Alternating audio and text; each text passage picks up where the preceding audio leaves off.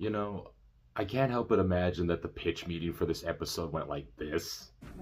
Extremely dangerous. Keep out of reach of children. Cool. Anyway, hello, welcome back to the Avatar Vlogs. This is episode, hold on. Sorry, the camera's a little off.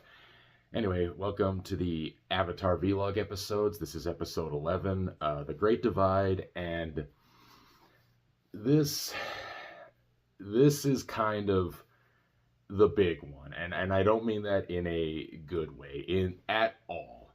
So anyone who's familiar with this show, the concept of best and worst episode will sometimes get brought up, and for the best episode, there's a little bit of debate as to what that could be. I have my own personal preference, but when it comes to the lesser episodes and the worst episodes, this one is considered by many to be the worst of them all. It's the worst of the franchise to date. It's just a bad episode, a bad egg. And I haven't rewatched the episodes I think are technically worse. There's about two I think are a little worse than this, but yeah, this episode's pretty bad. And it's whenever I talk about bad episodes of Avatar: The Last Airbender, it's not bad in the sense that it's like objectively bad television, because it's not. Like even the worst episodes of the show, still tend to have the good animation. It still has these characters I really like. It still has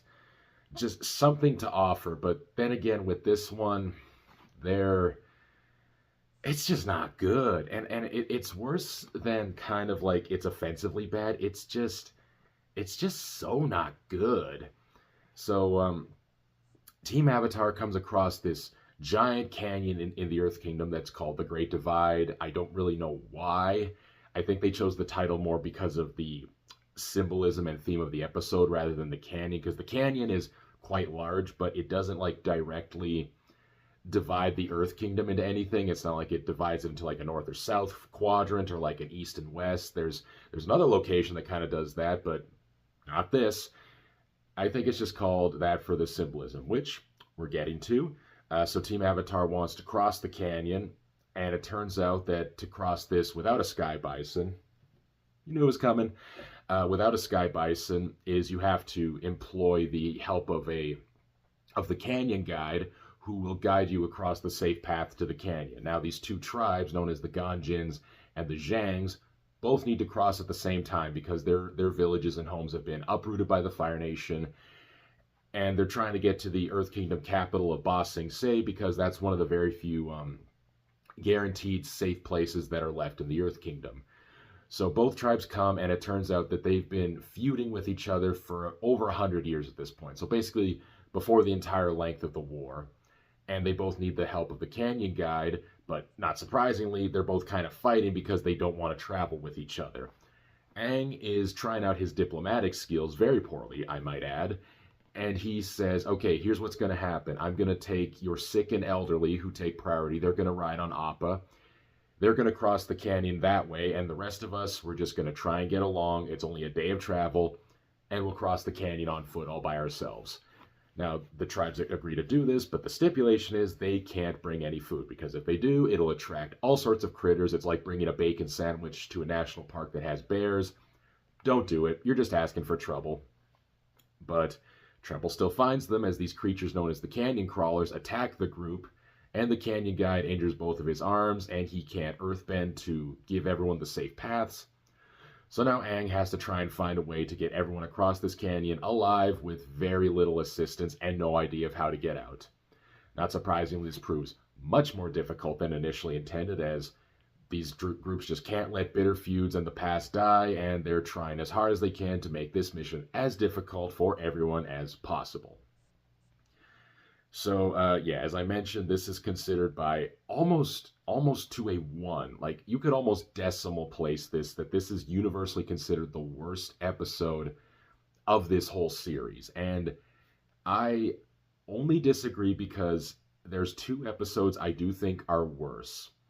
Maybe not objectively worse, but they just annoy me more. So, with that said, this probably is the worst episode of the entire series.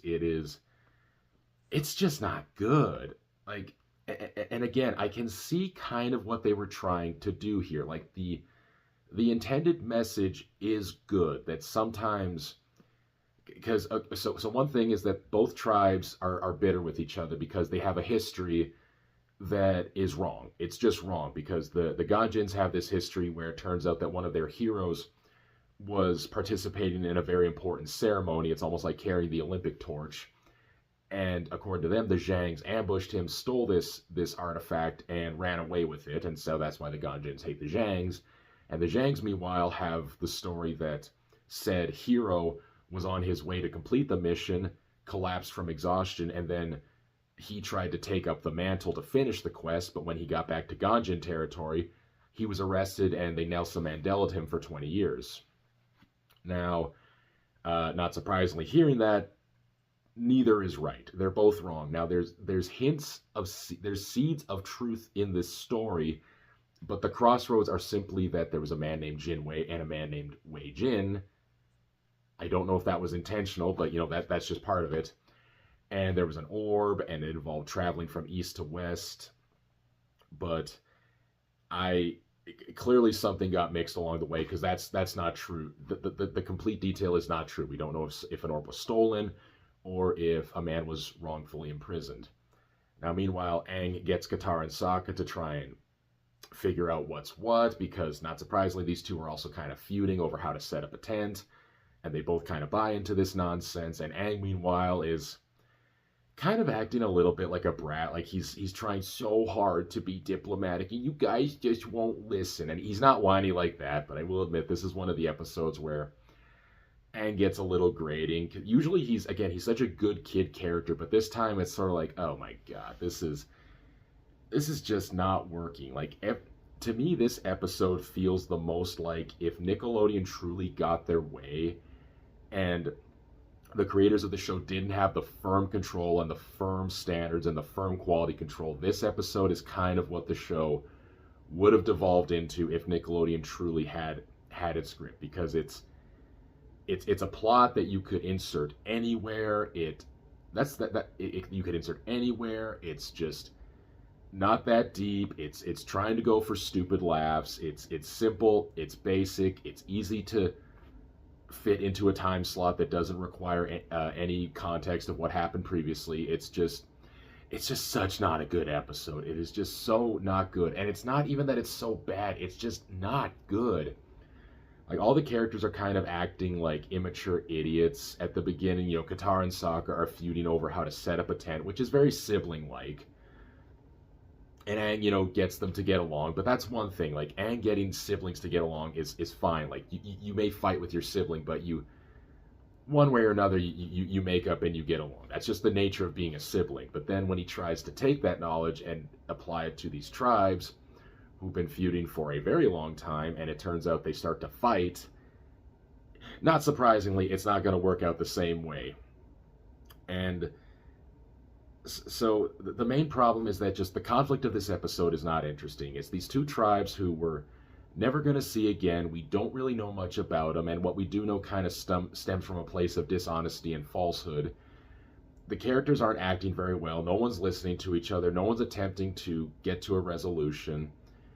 But ultimately, the message of the episode I kind of get. Again, it's putting your squabbles behind you for the sake of the future, because in this episode they have to survive the canyon and they have to travel to the Fire Nation. That's one thing. But what completely undermines this episode is the ending. So Aang comes out and says that, in fact, because he was frozen in an iceberg, but he's been he's a 112-year-old boy. He was actually at the instance that all of this happened, and he says it was a pair of child brothers who were playing a ball game of sorts, and the whole thing started from just a petty squabble on the court, and that everything that they held so dear meant absolutely nothing. None of it mattered. It's stupid. It was childish. But at the end of the day, the brothers, just had to learn to get along. And that's, again, good, knowing that sometimes history, when written by the victors and incorrectly documented, can lead to misunderstandings. It's kind of like from Life of Brian, I think he said he was blessing the cheesemakers. That doesn't mean about the cheesemakers. It can refer to any manufacturer of dairy products. Now, that'd be one thing. But what undermines that is it turns out at the end of the episode, Aang reveals he was lying. First of all, that's just wrong because this is Aang. Like, he wouldn't lie about this sort of thing. That's just so out of character and wrong, and I know he's having a hard time, but like, he would be pushed to bigger extremes in order to lie to someone like that. And it's not like these are Fire Nation people and he has to keep Katara and Sokka safe. He's just, he made up this whole story, and granted he did resolve the conflict, but again, it was from a place of dishonesty. And in maybe a more like really adult show, you could dive into the notion of how sometimes the concept of lying for the sake of peace is necessary, but that's not what this is. So this just feels just wrong and out of place, and these characters aren't interesting, these tribes aren't interesting. I don't care about their feud. They don't have much of an identity. Even the animals, which usually I love in this show, the canyon crawlers, they kind of look like a four-legged crocodile spider, which sounds more interesting than it should be, but they're really just not an interesting design. It is one of the episodes where kind of whenever I do a rewatch just on my own, I do tend to skip. And watching it again just kind of reminded me why. It's not only is it not good, but it's just there's no merit to this episode at all. I'm sorry, there's no merit to this episode. It's pointless. None of these characters come back. The only time this episode is referenced again is in it's very close to the finale when they do a joke reference to it, which is funny, but other than that, yeah, this wasn't good. It's definitely among the worst of this show. It's not good, it's boring, it's annoying. I don't know what else to say about it. It's just not good, man. So with that said, we've kind of crossed the hump of, oh no, we haven't yet, but we've come to the big one for what most people say is the worst. And thankfully next time, we're going to get what many people consider the best. So with that said, I'll see you in the next one, and onwards and upwards, my friends.